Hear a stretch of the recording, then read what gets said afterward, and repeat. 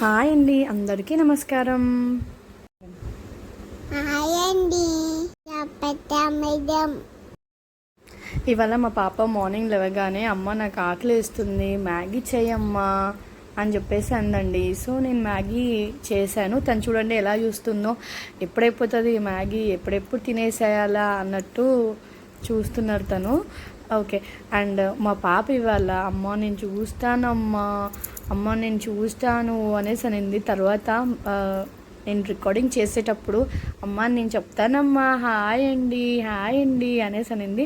So Maggi అయితే చాలా బాగా వచ్చిందండి. పాప చాలా ఆకలి అనేసి అనింది కదా.